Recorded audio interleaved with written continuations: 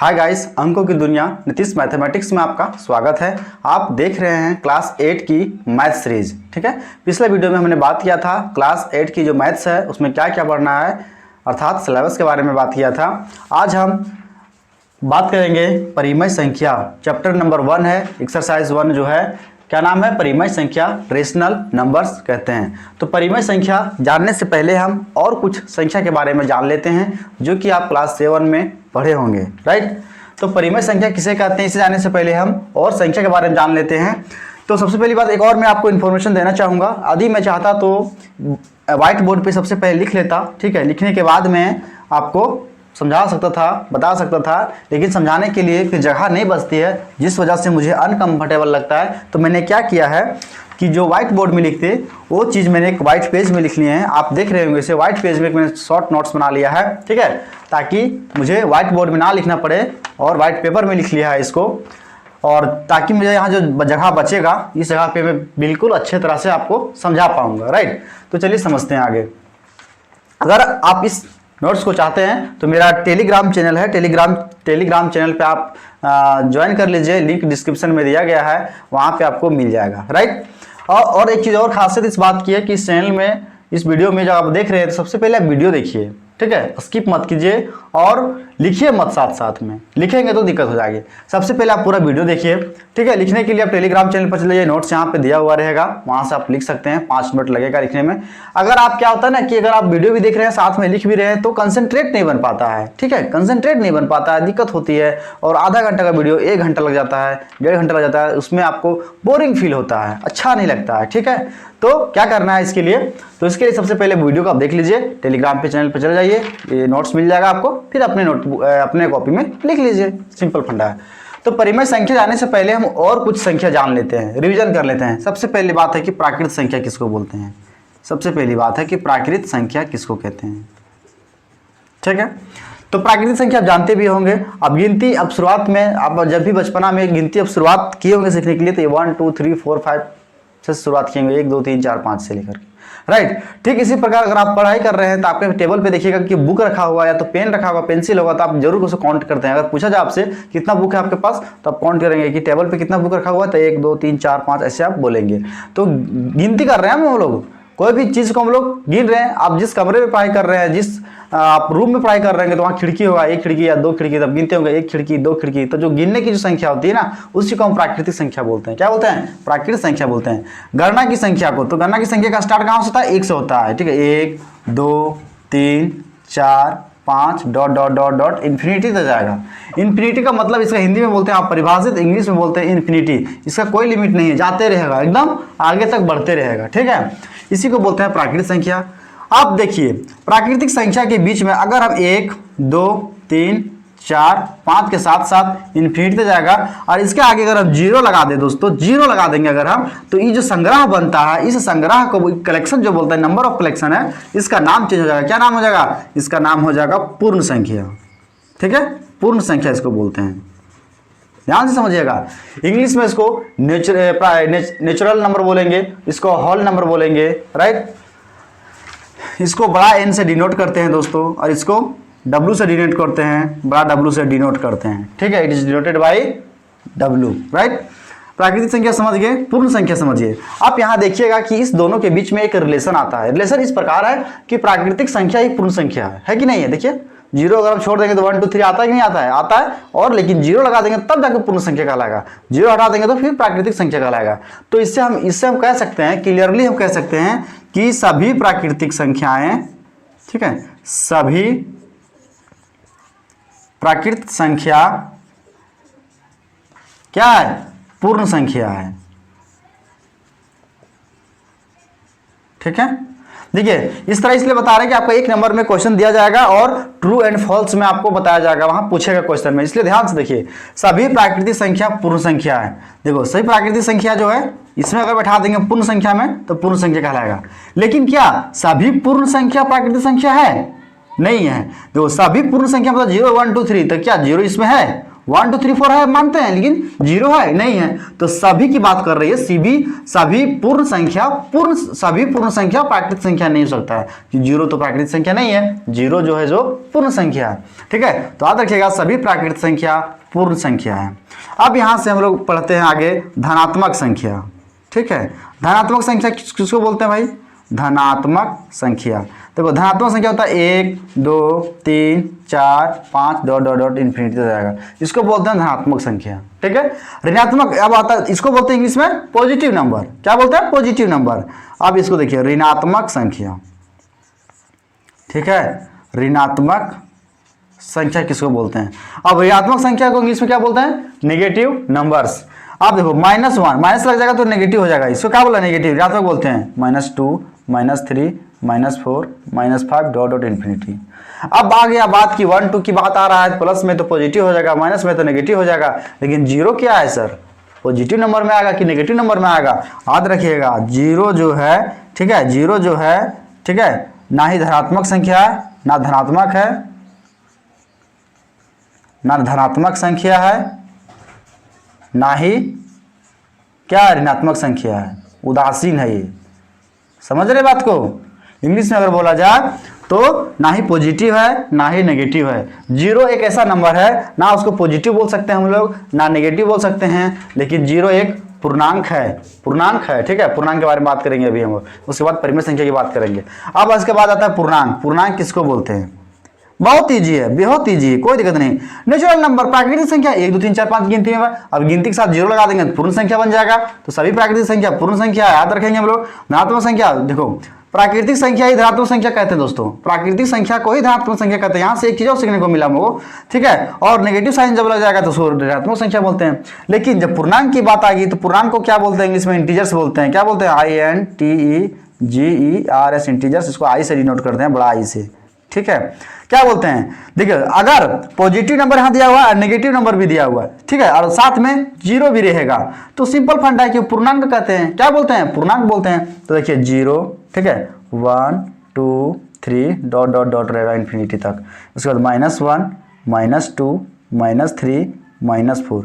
इसमें देखिए आप कि सबसे पहले बात होल नंबर है, सॉरी हाँ होल नंबर है, पूर्ण संख्या है ना, होल नंबर 0 1 2 3 है। इसके साथ में अगर नेगेटिव नंबर्स आ गया तो क्या बोलेंगे? इंटीजर बोलेंगे।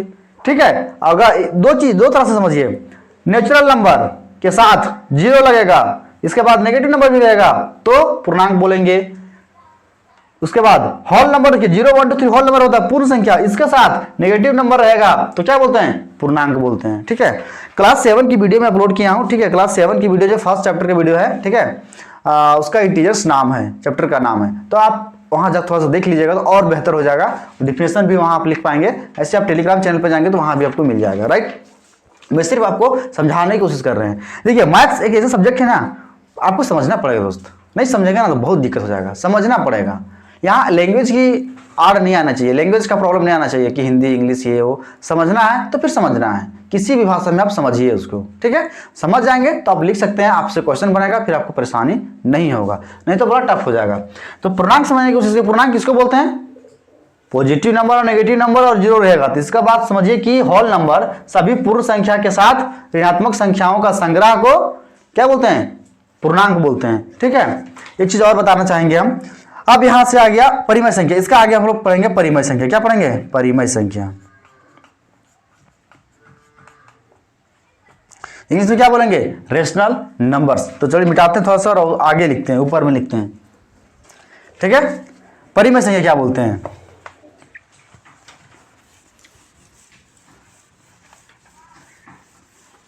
चलिए ठीक है, हमारा चैप्टर है परिमेय संख्या और परिमेय संख्या के बारे में ही लिखेंगे हम और यहीं से पढ़ना स्टार्ट करेंगे।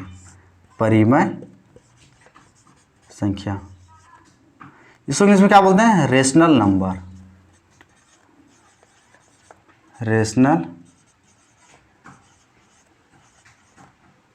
Rational numbers. ठीक है दोस्तों, वैसी संख्या जिन्हें हम p/q के रूप में लिख सकते हैं। ध्यान दीजिएगा, आप अगर लिखना चाहें तो लिख सकते हैं वैसी संख्या जिन्हें या तो फिर जिसे, वैसी संख्या जिसे p/q के रूप में लिख सकते हैं। ठीक है, p/q इंटीजर्स रहेगा, q इक्वल टू नोट 0। ध्यान से सुनिए, वो ऐसी संख्या है जिसे p बाई q के रूप में लिख सकते हैं, जहां, ठीक है, जहां p और q इंटीजर्स रहेगा, और p और q इंटीजर्स रहेगा। इंटीजर्स बोले तो पूर्णांक, हिंदी में पूर्णांक लिख देते हैं, यहाँ पूर्णांक रहेगा, पूर्णांक है इंग्लिश में इंटीजर्स, और q is equal to not 0। बस इतना ही है, यही इसका डिफिनेशन है दोस्तों। परिमेय संख्या वैसी संख्या है जिसे हम p बाई q के रूप में लिख सकते हैं, जहां p और q पूर्णांक है और q इक्वल टू नोट 0। इसका मतलब होता है कि p q इंटीजर्स रहेगा। देखिए पूर्णांक हम लोग समझे, पूर्णांक समझे ना, कि पूर्णांक किसको बोलते हैं, कि सभी होल नंबर्स, ठीक है, यानी कि पूर्ण संख्या और नेगेटिव नंबर्स का जो संग्रह बनता है उसी को बोलते हैं इंटीजर्स। तो इंटीजर्स में p के समय, p के जगह में और q के जगह में कोई भी नंबर रहेगा, 0 भी रह सकता है, 1 भी रह सकता है, 2 भी रह सकता है, 3 भी रह सकता है, -1 भी रह सकता है, -2 भी रह सकता है, -3 भी रह सकता है, -4 भी रह सकता है। ठीक है, चलिए एग्जाम्पल देख लेते हैं हम लोग क्या बोल रहा है। क्वेश्चन बोल रहा है, ये परिमेय संख्या जो है इसमें बोल रहा है कि p और q पूर्णांक रहेगा, तो पूर्णांक दे देते हैं ना भाई, कोई भी नंबर उठा लो। इस संग्रह जो है यहाँ देख रहे हैं आप, संग्रह, इसमें से कलेक्शन ऑफ नंबर, पूर्णांक में से कोई भी नंबर उठा लीजिए। चलिए हम 0 उठा लेते हैं, 0 उठा लेते हैं, 0 q भी पूर्णांक है, q भी कुछ भी ले लो, -2 ले लेते हैं, मान लो 0/-2, तो ये भी कहलाएगा एगो, क्या कहलाएगा, रेशनल नंबर। ये जो पूरा का पूरा है दोस्तों, ये जो नंबर बना हम मॉडिफाइड, जो मतलब नया नंबर बना, इसको हम परिमेय संख्या बोलते हैं। क्या बोलते हैं, परिमेय संख्या। ठीक है, नेक्स्ट देखते हैं। ऐसा करते हैं ना, ऊपर 5 लेते हैं, नीचे 0 ले लेते हैं, क्या ये परिमेय संख्या है? आप बोलिएगा हाँ है, लेकिन गलत, ये परिमेय संख्या नहीं है। क्यों नहीं है? क्योंकि तो इंटीजर तो है, पूर्णांक है, 0 एक पूर्णांक है, मानते हैं इसको हम, लेकिन क्या बोला, p और q पूर्णांक है, तो भाई p भी पूर्णांक है, q भी पूर्णांक हमने लिख दिया, सही है। लेकिन एक और बात बोला है, q equal to not 0, q जो है डिनोमिनेटर जो बोलते हैं इसको, 0 नहीं होना चाहिए। बात समझ रहे हैं, 0 के अलावा कोई भी नंबर डाल दीजिए, ऊपर कुछ रहेगा चलेगा, लेकिन q बात जब आती है तो q इंटीजर्स तो रहेगा, लेकिन इंटीजर्स के नंबर में 0 नहीं रहेगा, 0 नहीं रहेगा, इसको मिटा देंगे हम। ठीक है, तो ओनली फॉर ओनली 5 जो है एक इंटीजर कहलाएगा, और नीचे अगर 0 दे देंगे हम, ठीक है, तो इंटीजर्स ये परिमेय संख्या नहीं कहलाएगा। तो 0 हमेशा ऊपर होना चाहिए। ठीक है, इसको बोलते हैं ना हिंदी में अंश बोलते हैं, क्या बोलते हैं, अंश। नीचे वाला का क्या नाम है, हर। और इंग्लिश की बात करते हैं तो इसको न्यूमरेटर बोलते हैं। ठीक है, और डिनोमिनेटर बोलते हैं, हर का डिनोमिनेटर बोलते हैं ना। तो वही समझिए, q जो है डिनोमिनेटर में है, तो डिनोमिनेटर में 0 कभी नहीं होना चाहिए। आपसे क्वेश्चन पूछेगा, 4 क्वेश्चन डाल देगा, ठीक है, क्वेश्चन इस तरह डाल देगा, 4/5, 7/8, 5/9, 0/1, 5/0 दे देते हैं। अब तो फिर ऐसा करते हैं 7/0 दे देते हैं। बोलेगा इनमें से कौन कौन सा परिमेय संख्या है, बताइए। तो परिमेय संख्या कौन कौन सा है, ये परिमेय संख्या है, ये भी है, ये भी है, ये भी है, लेकिन ये परिमेय संख्या नहीं है, क्योंकि नीचे 0 आ गया। नीचे 0 नहीं रहता तो परिमेय संख्या रहता। अच्छा, अगर आपसे केवल और केवल पूछा जाएगा कि क्या 0 ओनली फॉर ओनली 0 परिमेय संख्या है, तब बोलिएगा यस 0 है, क्योंकि देखो p के जगह p/q के रूप में हम लिख सकते हैं ना। तो p हो गया 0, और q जिसका कहते हैं ना, जिसका कोई नहीं रहता उसका ऊपर वाला होता है, जिसका कोई नहीं रहता उसका ऊपर वाला होता है। ठीक इसी प्रकार मैथ्स की भाषा में, मैथ्स में हम लोग जिसका नीचे जो डिनोमिनेटर में कोई नहीं रहता है उसका 1 रहता है। क्या रहता है मैथ्स की भाषा में? हाँ ठीक है, हम इंसानों की दुनिया में जिसका कोई नहीं रहता उसका ऊपर वाला होता है। ठीक गणित की दुनिया में, मैथ्स की दुनिया में जिसका कोई नहीं होता है उसका 1 होता है। क्या होता है, 1 होता है। तो 0/1 लिखेंगे तो बात तो बराबर 0 ही आएगा। ठीक है, तो ये भी जो 0 है एक p/q के रूप में लिख सके हम, तो इसको बोलेंगे परिमेय संख्या। ठीक है, 4/1 क्या परिमेय संख्या है, तो 4, 5 कुछ भी कोई भी नंबर ले लीजिए आप, परिमेय संख्या कहलाएगा। बात समझ में आया, यहाँ तक समझ में आया? मुझे उम्मीद है कि आप यहाँ से समझ पाए होंगे। सिंपल सी फंडा है कि बाबू वैसी संख्या इसे p/q के रूप में लिख सकते हैं। p और q इंटीजर रहेगा, लेकिन ध्यान रखना है कि q हमेशा 0 नहीं होगा। q जो डिनोमिनेटर है कभी 0 नहीं होना चाहिए। बाकी कोनो नंबर बैठा दो इसमें, पॉजिटिव और नेगेटिव नंबर, परिमेय संख्या बनेगा ही बनेगा। राइट, यहाँ तो समझ पाए। चलिए नेक्स्ट, अब आता है कि धनात्मक परिमेय संख्या क्या बोलते हैं। ठीक है, क्या बोलते हैं, धनात्मक परिमेय संख्या। चलिए यहाँ तक समझ पाए होंगे। अब आता है परिमेय संख्या, समझ में आ गया। अब धनात्मक परिमेय संख्या, धनात्मक परिमेय संख्या इंग्लिश में बोलेंगे पॉजिटिव रेशनल नंबर, लिख देते हैं हम यहाँ ठीक है, पॉजिटिव रेशनल नंबर।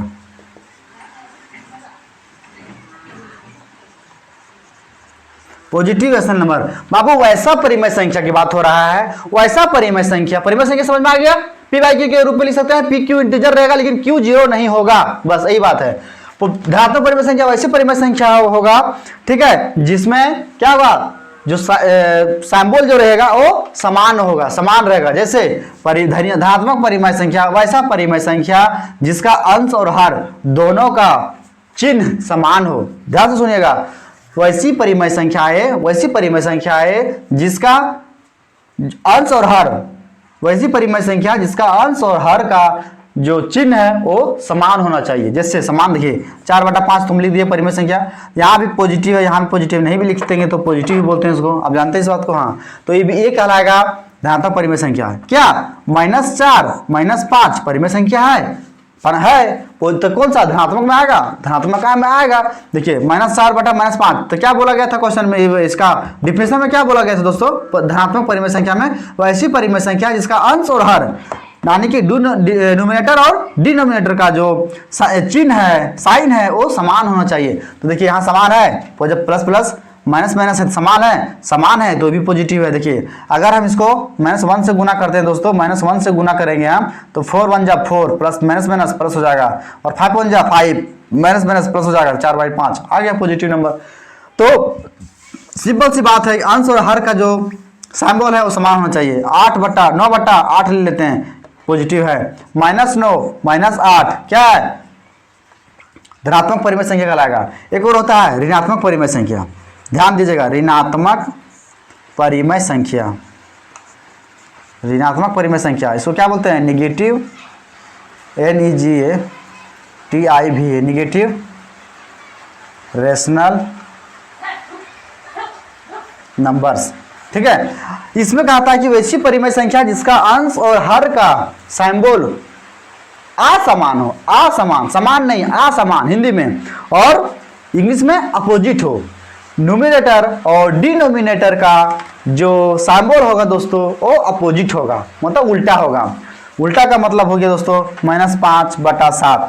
जैसे देखिए अपोजिट है, यहाँ माइनस है यहाँ प्लस है, ठीक है। अब देखिए लिखते हैं -4/7, तो ऊपर माइनस है तो नीचे प्लस है, उल्टा हो गया। अब -7/4 लिखते हैं, देखिए ऊपर माइनस है तो नीचे प्लस है, अपोजिट है। इसका मतलब है कि वैसी परिमेय संख्या जिसमें आपको ये को देखने को मिले, माइनस देखने को मिलेगा, ओनली 1 माइनस देखने को मिलेगा, वो पूरा का पूरा परिमेय संख्या ऋणात्मक परिमेय संख्या कहलाएगा दोस्तों, ठीक है। और वैसी परिमेय संख्या इसमें दोनों अंश और हर का प्लस प्लस देखने को मिलेगा, या तो फिर माइनस माइनस देखने को मिलेगा, दोनों जगह समान साइन देखने को मिलेगा, धनात्मक परिमेय संख्या कहलाता है। और केवल अंश और हर में से दोनों में से कोई एक सिर्फ माइनस दिखाई देगा तो निगेटिव है, ठीक है, ऋणात्मक परिमेय संख्या कहलाता है। राइट, यहाँ तक समझ पाए होंगे। अब मान लीजिए कोई भी परिमेय संख्या ले लेते हैं, ठीक है, कोई भी परिमेय संख्या ले लीजिए, 4/5 लेते हैं। और इसी में 4/5 में लेने के बाद, ये तो 4/5 ले लिए, अब इसी में हम 4/5 में अंश और हर में अपने तरफ से हम गुना करेंगे, कोई भी मल्टीपल ले लेंगे। मान लो 2 ले लेते हैं तो 2 ऊपर भी गुना करेंगे और नीचे भी 2 से गुना करेंगे, तो क्या आता है इसका आंसर देखते हैं हम। 4 2 जा 8, 4 2 जा 8, 5 2 जा 10, यानी कि 4 दूनी 8 और 5 दूनी 10, 8 हुआ 10। तो हम जानते हैं कि 4/5 पहले से दिया हुआ था, इसके सहारा से हम 8/10 निकाल लिए। तो देखिए 4/5 और 8/10 जो है दोस्तों, ये जो दोनों परिमेय संख्या है वो कहलाएगा समतुल्य परिमेय संख्या। क्या कहलाएगा, समतुल्य परिमेय संख्या। समतुल्य परिमेय संख्या कहलाएगा हिंदी में, और इंग्लिश में बोलेंगे इक्विवेलेंट रेशनल नंबर। क्या बोलेंगे, इक्विवेलेंट रेशनल नंबर। तो बात समझने के प्रयास कीजिए। समझने बात यह है कि जैसे कोई भी परिमेय संख्या होगा, उस परिमेय संख्या में अंश और हर में हम गुना करेंगे अपने मन से, तो फिर उसमें भागा देंगे।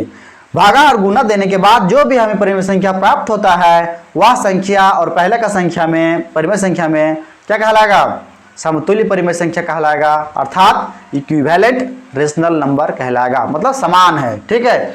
क्योंकि इसी से प्रोडक्ट प्रोड्यूस हुआ है ना ये। और एक चीज याद रखना है, जब गुना करेंगे तो दोनों अंश हर में सेम गुना करेंगे, और भागा भी देंगे तो सेम अंक से देंगे। ऐसा नहीं कि यहाँ 2 से दे दिए हर में और अंश में 5 से दे देंगे, ऐसा नहीं। कभी भी गुना होता है अंश और हर में तो सेम नंबर से होता है, सेम संख्या से होता है, ठीक है। तो इक्विवेलेंट रेशनल नंबर भी आप समझ पाए होंगे, मुझे उम्मीद है। अब इसके अलावा हम आगे बढ़ते हैं दोस्तों इक्विवेलेंट रेशनल नंबर से, ओके। लेकिन याद रखिएगा, जब भी कभी भी गुना करना पड़ता है तो 0 गुना नहीं कीजिएगा। 0 गुना कीजिएगा तो फिर कोई मतलब नहीं बनता है, मीनिंगलेस हो जाएगा, इसका पूरा 0 हो जाएगा, ठीक है। चलिए तो नेक्स्ट हम पढ़ते हैं standard form of a rational number, ठीक है।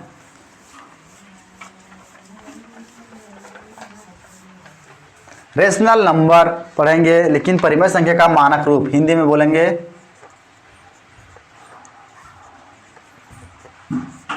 परिमेय संख्या का मानक रूप।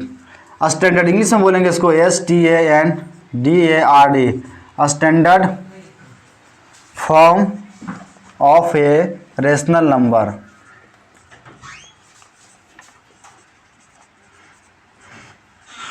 इसमें क्या होता है ना कि रेशनल नंबर तो आपके पास रहेगा ही रहेगा, उसको स्टैंडर्ड फॉर्म करना है। इसका स्टैंडर्ड फॉर्म होता क्या है, मान लीजिए कि 33/44 है, ठीक है।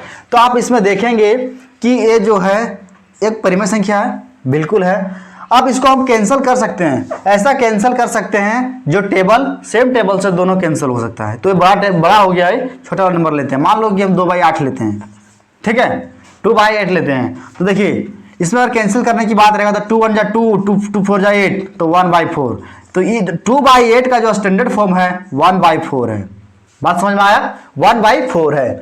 3/6 वैसा परिमेय संख्या जो किसी दूसरा डिजिट से नहीं कटे, उसी को कहते हैं स्टैंडर्ड फॉर्म। देखिए 1/4 कोई ऐसा नंबर है जो काट सकता है 1/4 को एक टेबल से, नहीं कटेगा, ठीक है। अर्थात हम कह सकते हैं कि 2/8 का HCF निकालिए और HCF सिर्फ 1 होना चाहिए। अगर कोई दूसरा नंबर भी आता है, ठीक है, सारू गुणनखंड आप पढ़े होंगे ना हिंदी में, सारू गुणनखंड, ठीक है, फैक्टोरिजन। तो फैक्टोरिजन जो हम करेंगे तो कॉमन जो आना चाहिए सिर्फ और सिर्फ 1 आना चाहिए, कोई और नंबर नहीं आना चाहिए दोनों का। अगर आता है तो स्टैंडर्ड फॉर्म में नहीं कहलाएगा वो। 2/8 रेशनल नंबर है, परिमेय संख्या, लेकिन स्टैंडर्ड फॉर्म में नहीं है। इसका स्टैंडर्ड फॉर्म क्या है, 1/4 है, राइट।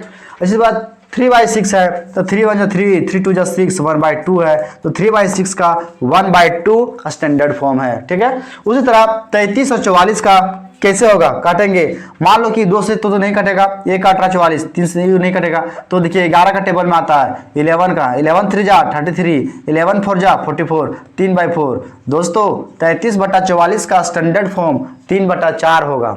ये भी परिमेय संख्या है, ये भी परिमेय संख्या है, लेकिन इसका स्टैंडर्ड फॉर्म है, तो इसी को बोलते हैं स्टैंडर्ड फॉर्म। अब जो स्टैंडर्ड फॉर्म वाला जो परिमेय संख्या है ये कोई और नंबर से नहीं कटेगा, बिल्कुल नहीं कटेगा। तो इसका क्वेश्चन आता है कि स्टैंडर्ड फॉर्म में लिखिए। कोई भी आपको दे दिया जाएगा, क्वेश्चन दे दिया जाएगा और पूछेगा कि मानक रूप में बदलिए, स्टैंडर्ड फॉर्म में लिखिए। थोड़ा सा लिंक डाल लेते हैं इसमें। परिमेय संख्या का मानक रूप समझ गए आप, क्या बोलते हैं स्टैंडर्ड फॉर्म बोलते हैं, इसका मानक रूप हो गया ये। तो इस तरह का आप क्वेश्चन आएगा आगे। क्वेश्चन हम पढ़ते हैं, देखिए क्वेश्चन इस प्रकार होगा।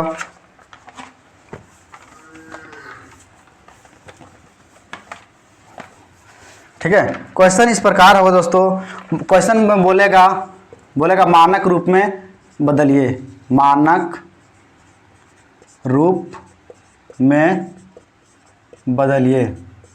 ठीक है, बात को समझे, मानक रूप में बदलिए। क्वेश्चन दिया होगा, पहला क्वेश्चन रहेगा, मान लीजिए 36/24। ठीक है, तो इसका हल करेंगे हम लोग और लिखेंगे 36/24 को। क्या करेंगे, सबसे पहले हम लोग लिखेंगे 36/24 लिख दीजिए। क्वेश्चन के बाद लिख देंगे हम लोग, कोई दिक्कत नहीं होगा। माइनस प्लस रहेगा तो माइनस प्लस पे लिख देंगे, कोई दिक्कत नहीं होगा। इसके बाद लिखेंगे 36 और 24 का HCF कितना होगा।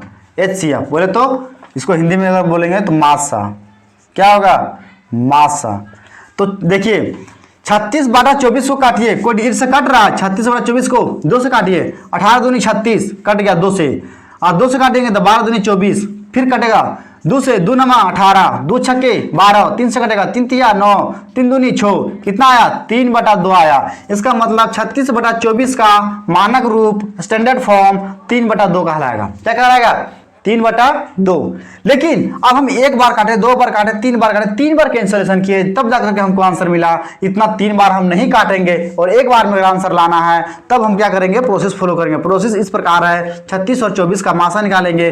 तो बाबू 36 दो रफ में हम बता देते हैं कि मासा कैसे निकालते हैं। ठीक है, तो 36 में 2 से भागा लगाएंगे, 2 से 18 भाग भी दोबारा बता रहे हैं। ठीक है, 2 से 2 नमा 18, 3 से 3 दूसरा लगेगा नहीं लगेगा, 3 से 3 तिया 9 और 3 कम 3 आ गया। अब 24 का भी निकालेंगे, 24 का 2 से लगाएंगे, 12 दूनी 24, 2 से 6 दूनी 12, 2 से 2 तिया 6, 3 कम 3। इसको हम गुणनखंड कर लिए, फैक्टराइजेशन कर लिए हम। अब लिखेंगे यहाँ 36 इक्वल टू कितना आएगा 2 इंटू 2 इंटू 3 इंटू 3। 1 लिखने से कोई फायदा नहीं है, वही आएगा, 1 से गुना करेंगे तो वही आएगा। अब देखिए 24 का लिखेंगे तो 2 इंटू 2 इंटू 2 इंटू 3, 3 को 2 है, 3 को 2 है, फिर 3 है। अब देखिए इसमें से कौन कौन मैच कर रहा है, एक ई मैच कर रहा है, 2 एक और ए मैच कर रहा है और एक 3 भी मैच कर रहा है। ठीक है, तो जो दोनों में से संख्या मिलेगा उसको बाहर निकाल देंगे। तो बाहर निकालेंगे तो लिखेंगे 36 और 24 का मासा, 36 और 24 का मासा कितना होगा, मासा मतलब महत्तम समापवर्तक। तो दो संख्या मिल गया तो उसको एक बाहर निकालेंगे, एक निकाल दिए बाहर, फिर 2 मिलेगा उसको बाहर निकाल दिए और 3 मिला 3। अब इसको आपस में गुना करेंगे, 2 2 जा 4, 4 3 जा 12, क्या होगा 12, यानी कि 2 दूनी 4, 4 तिया 12। इसका मासा कितना होगा 12। ये रफ वाला काम है दोस्तों, ये रफ करना है। आप लिख दीजिए यहाँ 12, कितना आएगा इसका मासा 12 आएगा। राइट, अब क्या करना है 36/24 लिखना है इक्वल टू, आप क्या करना है 12 आया तो 12 से इसको डिवाइड कीजिए। क्या कीजिए 12, 36/24 को डिवाइड कीजिए 12 से, डिवाइड का साइन बोल देंगे और 12 से देंगे। तो देखिए 12 का पहाड़ा पढ़ेंगे कितना बार में 36 आएगा, 3 बार में आएगा तो 3 लिख दिए हम। और 12 का पहाड़ा पढ़ेंगे 24 कितना बार में आएगा, 2 बार में आएगा, मतलब 3/2। दोस्तों 36/24 का आया 3/2, स्टैंडर्ड फॉर्म बोलते हैं। यहाँ भी आया 3/2 आया था, लेकिन यहाँ 3 बार कैंसिलेशन किए थे हम, 3-4 बार कैंसिलेशन नहीं करें ना करेंगे और इसका एचसीएफ निकालेंगे और वही एचसीएफ जो निकलेगा उसी से भाग दे देंगे, तो 3/2 इसका आंसर हो जाएगा। ठीक है, उत्तर हो जाएगा। बात समझ में आए। अब बोलेगा कोई भी इंग्लिश में बोलेगा कि स्टैंडर्ड फॉर्म में बदलिए, स्टैंडर्ड फॉर्म में लिखिए, और हिंदी में बोलेगा मानक रूप में बदलिए, तो यही इसका आंसर होता है। इसी तरह इसका बनता है, प्रोसेस यही है। गुड, समझ में आया। अब बोलेगा कोई भी परिमेय संख्या दे दिया जाएगा, 2 परिमेय संख्या, और बोलेगा कि इसके बीच का परिमेय संख्या निकालिए। क्या बोलेगा, इसके बीच का परिमेय संख्या निकालिए। चलिएगा 2 परिमेय संख्या के बीच, 2 परिमेय संख्या के बीच 3 परिमेय संख्या निकालिए, 4 परिमेय संख्या निकालिए। इस तरह से बोलेगा परिमेय संख्या, 3 परिमेय संख्या निकालिए। बात समझ रहे हैं क्या क्या बोल रहा है। सो 2 परिमेय संख्या दिया रहेगा, उसके बीच का परिमेय संख्या निकाल रहा है, 3 4 5 2 1 कुछ भी देगा क्वेश्चन में। ठीक है, तो हमको क्या सीखना है, सिर्फ 2 परिमेय संख्याओं के बीच परिमेय संख्या निकालना है। ठीक है, तो मान लिया कोई क्वेश्चन दे देगा 1/3, और पहला क्वेश्चन है मान लो पहला नंबर का 1/3 और 3/5। ठीक है, तो इसके बीच का परिमेय संख्या कैसे निकालेंगे दोस्तों। ठीक है, आप देख रहे हैं कि इसका न्यूमरेटर अलग है, डिनोमिनेटर अलग है, न्यूमरेटर अलग है, डिनोमिनेटर अलग है, और ये दोनों को तो कंपेयर करेंगे अगर, तो 3 और 5 अलग अलग है, डिनोमिनेटर अलग अलग है। तो क्या करेंगे हम, इसका पहले हम सेम करेंगे, तो इसका हल लिखेंगे पहले, और लिखना है क्या लिखेंगे 3 और 5 का लासा। वहाँ मासा निकाले थे, मासा कहाँ निकालते हैं, जहाँ स्टैंडर्ड फॉर्म में हम लोग निकालना रहता है, स्टैंडर्ड फॉर्म में। लेकिन यहाँ परिमेय संख्या निकालना है तो सेम करने के लिए क्या करेंगे, हम लासा लेंगे, 3 और 5 का लासा। इंग्लिश में लिखेंगे हम लोग एलसीएम ऑफ, इस तरह लिखेंगे एलसीएम ऑफ, ठीक है, 3 and 5 इक्वल टू, राइट, तो ऐसे लिखेंगे। राइट, तो हिंदी वाला हिंदी देखिए, 3 और 5 का लासा कैसे निकालते हैं हम लोग जानते हैं ना कि 3 और 5 का ऐसे, तो वैसा एक नंबर से डिवीजन करेंगे जो दोनों कट जाएगा। तो ऐसा कोई नंबर नहीं है कि दोनों को काट सकता है, तो आपस में मल्टीप्लाई करेंगे, 3 × 5 तो 15 आया। तो ये रफ का काम है, तो 3 और 5 का लासा कितना आएगा, 15 आएगा। तो क्या करेंगे 1/3 एक नंबर लेंगे, पहला नंबर बराबर लिखेंगे 1 बटा, अब इसका डिनोमिनेटर है 15 बनाएंगे, 15 बनाने के लिए क्या करना होगा, 15 बनाने के लिए 3 का टेबल पढ़िए, 15 कितने बार में आता है, तो 5 बार में आता है, तो 1/3 में गुना 5 ऊपर भी किए नीचे भी किए।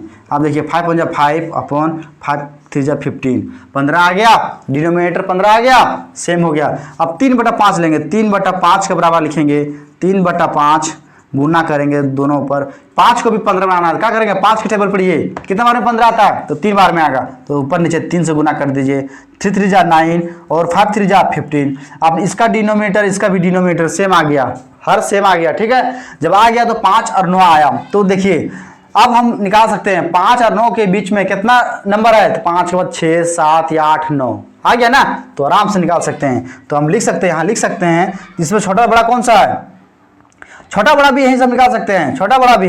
देखिए बोला कि ये वाला बड़ा है कि ये वाला बड़ा है, तो इसी तरह सेम प्रोसेस फॉलो करेंगे यहाँ तक, और सेम आ गया डिनोमिनेटर, तो 5 बड़ा कि 9 बड़ा, तो 9 बड़ा, तो जाहिर सी बात है कि 9/15 बड़ा होगा, और 9/15 बड़ा होगा तो 3/5 से आया है, इसका मतलब 3/5 बड़ा होगा। लेकिन हमको परिमेय संख्या निकालने के लिए बोला अभी, तो हम परिमेय संख्या निकालेंगे, तो क्या करेंगे, देखिए 5/5 से 5 और 9 के बीच में कितना नंबर होता है, तो 5 से बड़ा 6, 6 से बड़ा 7, 7 से बड़ा 8, 8 से बड़ा 9 आ गया।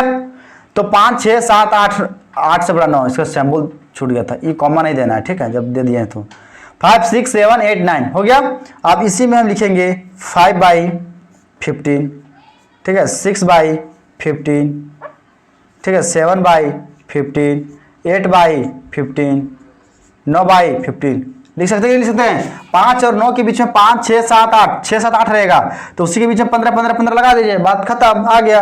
आप नीचे लिखना है, ठीक है, 1/3 और 3/5 लिखिए, नीचे लिखिए 1/3 और 3/5 के बीच 3 परिमेय संख्या, 3 परिमेय संख्या बराबर, तो ऑलरेडी 1/3 और 3/5 कौन कौन सा आया, 1/3 से 5/15 आया था, 5 15 15 से लेके 9/15 के बीच में कौन सा है, 6 7 8 है, तो 6/15, ठीक है, 7/15 और 8/15 आपको दिख रहा है या नहीं दिख रहा है, ऊपर ले लेते हैं, 6/15, 7/15, 8/15, ठीक है। ये जो है 3 परिमेय संख्या है, क्या है 3 परिमेय संख्या, इसका निकल गया। तो परिमेय संख्या कैसे निकालते हैं, सबसे पहले हम दोनों को डिनोमिनेटर सेम करेंगे, डिनोमिनेटर सेम करने के लिए लासा लेना होगा, यानी कि लघुत्तम लेना होगा, उसके बाद दोनों में कंपेयर कीजिए, इसके बीच से भी जितना नंबर आएगा नंबर लिख दीजिए, वही परिमेय संख्या है, निकल गया। अब नेक्स्ट हम लोग सीखते हैं दोस्तों, अब हम लोग नेक्स्ट सीखते हैं दोस्तों, कोई एक और क्वेश्चन दे दिया जाएगा, मान लीजिए -2 और -1 के बीच में कोई भी नंबर दे दिया जाएगा, तो क्या कैसे करेंगे हम लोग, ठीक है, इसको मिटा रहे हैं हम लोग,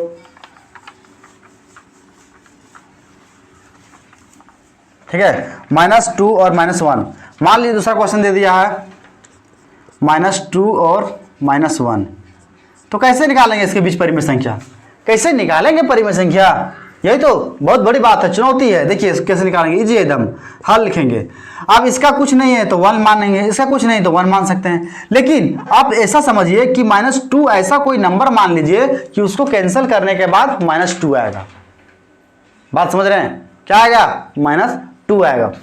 तो जो कोई भी मल्टीप्लाई, कोई भी डिजिट से इसको गुना कर दीजिए, मान लीजिए 5 से गुना करते हैं, तो -2 को गुना करेंगे 5 से कितना आएगा, -10 आएगा, तो -10 कर देते हैं बटा 5 कर देते हैं, 5 से इसको गुना किए तो 5 से इसको डिवाइड भी करेंगे ना, कोई भी नंबर ले लीजिए अपने हिसाब से। अब मान लीजिए 5 ले लेते हैं हम, तो -2 को 5 से गुना कीजिएगा, तो 5 से डिवाइड भी कीजिए, क्या करेंगे, डिवाइड भी कीजिए। तो देखिए ऐसे ऐसे सुनिए आप, -2 को बटा 1 मान लिए, तो इसको 5 से गुना करेंगे दोनों तरफ, तो 5 से डिवाइड भी हो गया ये, यानी कि अंश में भी गुना किए तो हर में भी गुना करेंगे हम, तो कितना आया, -10/5।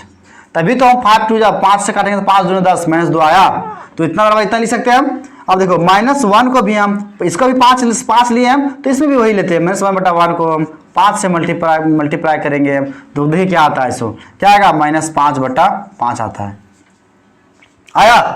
तो सीधी सी बात है कि 5 5 हम गुना कर दिए दोस्तों, तो देखिए 5 और 5 डिनोमिनेटर सेम हो गया, और -10 है, -5 है, तो -5 से -10 के बीच में कितना संख्या होगा, होगा -6 -7 -8 -9 10 होगा, ठीक है। देखिए इधर -5 लिख लेते हैं, पहले हम क्या लिखते हैं, -5 लिखते हैं, उसके बाद -6 लिखते हैं, -7 लिखते हैं, -8 लिखते हैं, -9 लिखते हैं, और -10 लिख देते हैं, लिख दिए।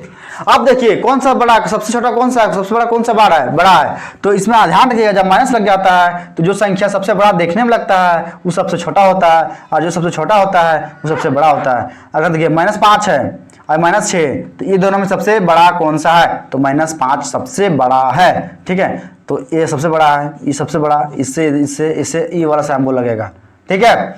अब इसके नीचे 5 लगा लीजिए, इसके नीचे 5 लगा दीजिए, इसके नीचे 5 लगा दीजिए, अब इसके नीचे 5 लगा दीजिए, इसके नीचे 5 लगा दीजिए, इसके नीचे 5 लगा दीजिए, ठीक है। तो हम लिख सकते हैं -2 और -1 के बीच 3 परिमेय संख्या बोला है, तो इसके और इसके बीच में तीन नंबर कोई भी उठा लीजिए आप। 3 के बीच 3 परिमेय संख्या बराबर क्या होगा? तो लिख सकते हैं हम 6/5, 6/5, ठीक है, 7/5, 8/5 लिख सकते हैं। लिख सकते हैं या नहीं लिख सकते हैं बताइए? लिख सकते हैं या नहीं लिख सकते हैं बताइए? लिख सकते हैं। -2 और -1 के बीच 3 परिमेय संख्या 6/5, 7/5 और 8/5 हम आराम से लिख सकते हैं, कोई दिक्कत नहीं। लेकिन हम माइनस का सिंबल आएगा दोस्तों, इसको भूलना नहीं है, माइनस का सिंबल आएगा क्योंकि सब माइनस में है, ठीक है। तो परिमेय संख्या निकालना सीख गए हम लोग। क्या करेंगे? सबसे पहले डिनोमिनेटर सेम करेंगे, डिनोमिनेटर सेम करेंगे तो उसके बीच 10 और 5 के बीच में जो नंबर होगा वो नंबर लिख दीजिएगा। परिमेय संख्या आपका निकल गया, ठीक है, परिमेय संख्या आपका निकल गया। अब इसी तरह नंबर रहेगा और बोलेगा आपको परिमेय संख्याओं को आरोही क्रम में लिखिए। तो आरोही, असेंडिंग ऑर्डर, डिसेंडिंग ऑर्डर। देखिए परिमेय संख्या को भी आपको बोला जाएगा कि डिसेंडिंग ऑर्डर में लिखिए और असेंडिंग ऑर्डर में लिखिए।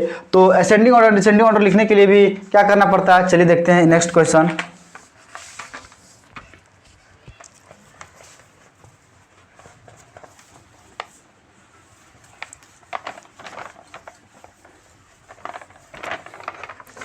क्वेश्चन इस प्रकार रहेगा, निम्नलिखित परिमेय संख्याओं का अवरोही क्रम में लिखिए। सबसे पहले हम पढ़ते हैं ascending order, ASCENDING, ascending order क्या होता है? बढ़ते क्रम को हम कहते हैं, बढ़ते क्रम को आरोही क्रम बोलते हैं, आरोही क्रम, बढ़ते क्रम को आरोही क्रम कहते हैं, ठीक है। इसको अंग्रेजी में असेंडिंग ऑर्डर को हिंदी में बोलते हैं आरोही। इसका एक ट्रिक बताएंगे, ध्यान से हटेगा नहीं। देखिए अवरोही क्रम, अवरोही क्रम क्या बोलते हैं दोस्तों? अवरोही क्रम का मतलब होता है घटते क्रम, मतलब धीरे धीरे घटते जा रहा है। आपके पास बहुत ज़्यादा पैसा रहेगा, उसके बाद आप खर्चा अगर आप करते जाइएगा, ठीक है, आपके पास बहुत सारा पैसा रहेगा और आप खर्चा करते जाइएगा तो ऑटोमेटिक है कि आपके पास कम पैसा बचेगा, ठीक है। उसी प्रकार घटते क्रम मतलब आपका पैसा घट रहा है, घटते क्रम को अवरोही क्रम बोलते हैं। इसमें बहुत कंफ्यूजन होता है, इसको दूर करेंगे हम। इंग्लिश में क्या बोलते हैं अवरोही क्रम को? Descending order, descending, DESCENDING, descending order, ठीक है। बात में रहे, ये डिक्रीज होगा और ये इंक्रीज होगा। चलिए अब देखिए बढ़ते क्रम का मतलब कोई छोटा नंबर लिखेंगे, छोटा नंबर से जाएगा बड़ा नंबर की ओर। देखिए एक चीज और लिखते हैं, छोटा नंबर से, छोटा संख्या से बड़ी संख्या की ओर, बड़ी संख्या की ओर जाएंगे हम लोग। और इसका जस्ट अपोजिट होता है, इसमें बड़ी संख्या से छोटी संख्या की ओर जाएंगे, छोटी संख्या की ओर जाएंगे। अब ध्यान में हट जाता है कभी कभी कि अवरोही में क्या होता है, घटते क्रम होता है कि बढ़ते क्रम होता है, अवरोही में क्या होता है। तो दोस्तों याद रखिए अवरोही अवरोही दो तरह का होता है। तो जिसमें से अवरोही में आरोही अवरोही, आरोही अवरोही, आरोही में 3 डिजिट है। कितना डिजिट है? 3 डिजिट, 1 लेटर, 2 लेटर, 3 लेटर। इसमें कितना लेटर है? अवरोही 4 लेटर है। कितना है? 4 है। तो याद रखिएगा दोनों में से कंपेयर कीजिएगा अगर, तो आरोही में 3 लेटर है, अवरोही में 4 लेटर है। तो बड़ा कौन सा हुआ? बड़ा कौन सा हुआ? तो अवरोही बड़ा हुआ। तो जब कोई भी डिजिट नंबर दिया रहेगा और बोलेगा कि इसको अवरोही क्रम में लिखिएगा, तो ध्यान रखना है कि अवरोही में 3 लेटर होता है, अवरोही में 4 लेटर है, आरोही में 3 और अवरोही में 4 होता है। तो जब 4 होता है इसका मतलब बड़ा कौन, दोनों में से बड़ा कौन है? बड़ा ही हो गया 4 लेटर वाला। तो सबसे पहले हम बड़ा संख्या लिखेंगे, उसके बाद छोटा संख्या की ओर जाएंगे, तो अवरोही क्रम कहलाएगा। और इसमें 3 है मतलब छोटा वाला है, तो छोटा नंबर लिखेंगे पहले, उसके बाद बड़ा संख्या लिखेंगे, इसका मतलब कहलाएगा कि आरोही क्रम होगा। आप भूलेंगे नहीं ना दोस्तों, एकदम नहीं भूलना है, ठीक है। बहुत अच्छा ट्रिक है ये। बड़ा कंफ्यूज होता है कि असेंडिंग किसको बोलते हैं, डिसेंडिंग क्या बोलते हैं। तो दोनों में कंपेयर कीजिए, आरोही अवरोही में। ये 4 लेटर है, ये 3 लेटर है, तो 3 लेटर में छोटा है, 4 लेटर बड़ा है, तो बड़ा वाला जो है तो बड़ा वाला संख्या लिखेंगे और घटते क्रम की ओर जाएंगे तो अवरोही कहलाएगा। और इसमें से छोटा 3 वाला है, तो 3 से हम 4 5 6 की ओर जाएंगे, हम बड़ा लिखेंगे। 3 से छोटा से बड़ा की ओर जाएंगे हम तो आरोही कहलाएगा, और बड़का से छोटका की ओर आएंगे तो हम अवरोही कहलाएगा। चलिए एक क्वेश्चन ले लेते हैं इसी प्रकार, ठीक है। क्वेश्चन इस प्रकार है, निम्नलिखित परिमेय संख्याओं को अवरोही क्रम में लिखिए। देखिए क्वेश्चन पूरा लिख देते हैं हम, ठीक है। ऐसी नोट्स आपको टेलीग्राम चैनल पे मिल जाएगा, लेकिन फिर भी हम लिख देने हैं, निम्नलिखित परिमेय संख्याओं को अवरोही क्रम में लिखिए। क्वेश्चन क्या रहेगा, 5/8 7/12 -5/16, ठीक है। और यहाँ रह जाएगा मान लीजिए कि 1/-3, ठीक है, -3 नीचे मान दे दिया जाएगा, ठीक है। तो सॉल्यूशन करना है, इसको हल लिखना है। हिंदी वाले हल लिखेंगे, इंग्लिश वाले सॉल्यूशन लिखेंगे, ठीक है। क्या करना है, पहले क्वेश्चन लिख लीजिए आप। क्वेश्चन लिख लीजिए 5/8 7/12 -5/16 1/-3 है। तो सबसे पहले जब आरोही क्रम में जब लिखने के लिए कहा जाएगा तो सबसे पहले डिनोमिनेटर को हम पॉजिटिव करेंगे, अगर नेगेटिव में है तो उसको पॉजिटिव करेंगे। इसका मतलब नीचे वाला माइनस है तो उसको ऊपर कर देंगे, ऊपर, तो -1/3। अब बोलिएगा कि अपने मन से कर दीजिएगा, नहीं, अपने मन से कैसे करेंगे, इसका भी एक लॉजिक है। लॉजिक इस प्रकार है कि 1/-3 है तो दोनों तरफ से गुना -1 कीजिए, दोनों तरफ से -1 गुना कीजिए दोस्तों, तो 1/1 1 × 1 -1 हो जाएगा, माइनस चाहिए तो 1 × 1 हो जाएगा तो -1, ठीक है। और 3 × 1 है तो 3 हो जाएगा, लेकिन माइनस प्लस हो जाएगा, तो प्लस को नहीं लिखेंगे हम लोग, नहीं भी लिखेंगे तो चलेगा, तो -1/3, तो -1/3 लिख सकते हैं।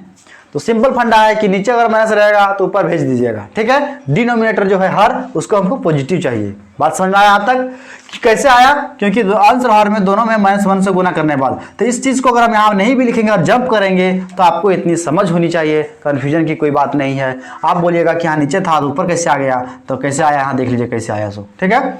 यहाँ लिखेंगे, अब लिखेंगे हम लोग 8 12 16 और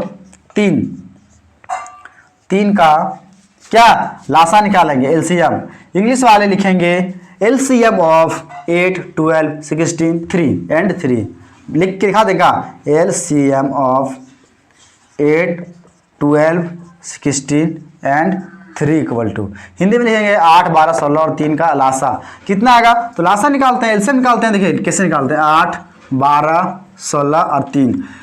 सबसे पहले हम लोग 2 से शुरुआत करेंगे। 2 का टेबल में पढ़िए कि अगर कम से कम 4 डिजिट दिया हुआ है, 1 2 3 4 संख्या दिया हुआ है, ठीक है, 4 नंबर दिया हुआ है, तो कम से कम 2 कैंसलेशन होना चाहिए, 2 डिवाइड होना चाहिए पूरी तरह से, तब हम लगाएंगे उस नंबर से, नहीं तो नहीं लगाएंगे। 2 से लगाते हैं तो 2 4 जा 8, 2 6 8 कट रहा है, 2 6 12, 2 6 जा 12 कट रहा है, 2 8 जा 16, 2 कटना चाहिए कम से कम, बाकी नहीं भी कटेगा चलेगा, तो 8 हो गया, ठीक है, कॉमा दे दीजिए। अब फिर से 2 से लगाएंगे हम, तो 2 2 जा 4, 2 3 जा 6, 2 4 जा 8, 3 का 3 रहेगा, क्योंकि 3 तो 2 का टेबल में नहीं आता है ना। जब नहीं आता तो जो कहते हो लिख देंगे हम दोस्तों। फिर 2 से लग रहा है तो 2 1 जा 2, 3 का 3, 2 2 जा 4, 3 का 3, 2 कम से कम कटना चाहिए। अब 2 से लगेगा, 2 से लगेगा तो फिर 2 डिवाइड होगा, एक ही को कटेगा, कट रहा है, बाकी को कट रहा है, नहीं कट रहा है, 2 से नहीं लगाएंगे हम, 3 से लगाएंगे सीधा। 3 से लगाएंगे तो 1 का 1 रहेगा, 3 1 जा 3, 2 का 2 रहेगा, 3 1 जा 3। अब कट रहा है, नहीं कट रहा है, सिर्फ 2 बचा है, तो अब हम गुना कर देंगे आपस में सबको, 2 गुने 2 गुने 2 गुने 3 गुने 2, आप इतना जानते भी होंगे कि फिर भी मैं बता रहा हूँ आपको। 2 2 जा 4, 4 2 जा 8, 8 3 जा 24, 24 2 जा कितना हुआ 48, 48। फिर से देखिए 2 दूनी 4, 4 दूनी 8, 8 दिया 24, 24 दूनी 48। इसका जो दोस्तों एलसीएम आएगा 48 आएगा, तो यहाँ लिख देंगे 48। इंग्लिश वाले भी ऐसे लिखेंगे 48, ठीक है। इंग्लिश वाले लैंग्वेज के लिए लिखे हैं हम लोग, हम हिंदी मीडियम के लिए ऊपर वाले लिखे हैं। इंग्लिश हिंदी मीडियम वाले इसको मत लिखिएगा, एलसीएम इंग्लिश वाले मीडियम के लिए लिख दिए हैं, ठीक है। बात समझ में आया। आप क्या करेंगे, ये जो नंबर दिया हुआ 1 2 3 4 प्रकार जो फ्रैक्शन दिया हुआ है, परिमेय संख्या दिया, बारी बारी से लिखेंगे हम। 5/8 लिख देंगे हम, इक्वल्स का सिंबल देंगे, 5/8। अब गुना कीजिए, लासा 48 आया है तो हमको यहाँ 48 बनाना होगा, डिनोमिनेटर को 48 बनाना है। तो 8 का टेबल पढ़िए, 48 कितना बार में आता है, तो 8 6 48, 6 बार में आता है, तो 6 6 से गुना कर दीजिए। देखिए 6 5 30 बटा 8 6 48। फिर देखिए 7/12 को लीजिए अभी, 7/12 को लिए दोस्तों, तो 7/12 का जब लिए तो इसको भी हम 48 बनाना था। 12 चौक 48 4 बार में आता है, तो 4 4 ऊपर नीचे से गुना कर दिए, तो 7 चौक 28/48 हो गया। ठीक है, अब देखिए 5 -5/16 है, तो -5/16। 48 बनाना है, 16 को 48 बनाना है, तो कितना से गुना करना पड़ेगा जो 48 बन जाएगा? तो जाहिर सी बात है कि 3 से गुना करेंगे, 16 या 48, तो 3 से करेंगे तो आ जाएगा, तो -15, 5 या 15, -15/48। ठीक है, उसके बाद कितना है? -1/3 है। आप देख रहे हैं कि नहीं देख पा रहे हैं? आपको तो शायद दिख रहा पाएगा, लेकिन नहीं देख पा रहे हैं तो सुन लीजिए। -1/3 को -1/3 को कितना गुना करेंगे? तो 48 बनाना है, तो 16 से मल्टीप्लाई करेंगे, 16 या 48, ऊपर नीचे 16 से मल्टीप्लाई करेंगे तो -16/48 आएगा। ऐसा इसलिए हम किए क्योंकि अवरोही क्रम में हमको जब लिखना है तो सबसे पहले इसका डिनोमिनेटर सेम करेंगे। क्या करेंगे? डिनोमिनेटर, हर्ष को सेम करेंगे, तब जाकर हम अंश में कंपेयर कर पाएंगे कि कौन सा बड़ा है कौन सा छोटा है। ठीक है, मुझे जगह की प्रॉब्लम हो रहा है तो हम इस सब इधर थोड़ा सा मिटा रहे हैं। ठीक है, अब इसके आगे लिखेंगे हम। देखिए सबसे पहली बात है कि 30, 28 और 15 और 16 में अवरोही, ध्यान दीजिएगा, अवरोही 4 लेटर है, आरोही में 3 लेटर था, तो 4 है, तो मतलब 4 बड़ है, सबसे बड़ा ही आरोही से, तो सबसे पहले बड़का लिखेंगे। तो सबसे बताइए कि 30 और 28 और 15 और 16 में सबसे बड़ा कौन सा है? कौन सा है सबसे बड़ा? देखिए पॉजिटिव नंबर होता है, देखिए नेगेटिव नंबर और पॉजिटिव नंबर में पॉजिटिव नंबर बड़ा होता है नेगेटिव नंबर से, तो हम लिखेंगे सबसे पहले 30 बड़ा होता है। ठीक है, इसके बाद इससे छोटा कौन सा है? इससे छोटा 28 है, तो 28 लिख दिए हम। अब इससे छोटा कौन सा है? इससे छोटा -15 -16 में कौन सा छोटा ज्यादा है? छोटा कौन सा है? तो सबसे कौन छोटा है? -15 छोटा है, -15 लिख दिए हम। ठीक है, सैम्बल उल्टा हो गया था। ठीक है, अब इससे छोटा कौन सा है? -16 है, यानी -16 से -15 बड़ा है, -15 से 28 बड़ा है, 28 से बड़ा 30 बड़ा है। बात समझ में आ गया? अब ये जब निकाल लिए हम तो हम लिख सकते हैं इसलिए देयरफॉर, ठीक है, इसलिए लिख सकते हैं कि 30 जब बड़ा है, 30 किससे आया था? 30/48 किससे आया था दोस्तों?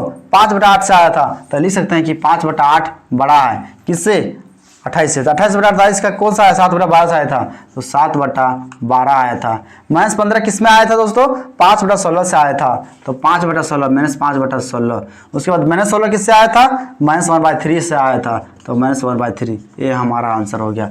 बोल दिया ना, घटते क्रम में सबसे बड़ा, फिर छोटा, फिर छोटा, फिर छोटा, इससे छोटा ये है, इससे छोटा ये है, इससे छोटा ये है। ठीक है, मुझे उम्मीद है कि आप यहाँ तक समझ पाए होंगे दोस्तों, काफ़ी खुशी मिला होगा। ठीक है, अवरोही क्रम में लिखने के लिए बोला जाएगा, परिमेय संख्या दिया रहेगा, बोलेगा अवरोही क्रम में लिखे तो फिर आरोही क्रम में लिखेगा। सेम प्रोसेस है। ठीक है, एकदम पहले लासा निकालना है, फिर जो डिनोमिनेटर है उसको वही, जो लासा निकलेगा वही बना देना है, सबका सेम हो जाएगा, फिर अंश से कंपेयर कर दीजिए, लिख दीजिए, कंप्लीट हो जाएगा। तो मुझे उम्मीद है कि आप समझ पाए होंगे। वीडियो को लाइक सब्सक्राइब जरूर कीजिए, दोस्तों के पास शेयर जरूर कीजिए। ठीक, कमेंट करके मुझे बताएं कि और भी कुछ इंप्रूवमेंट होना चाहिए, इसमें कुछ सुधार होना चाहिए या नहीं होनी चाहिए। ठीक है, तो फिर मिलते हैं नेक्स्ट वीडियो में प्रश्नावली 1.1 के साथ। धन्यवाद।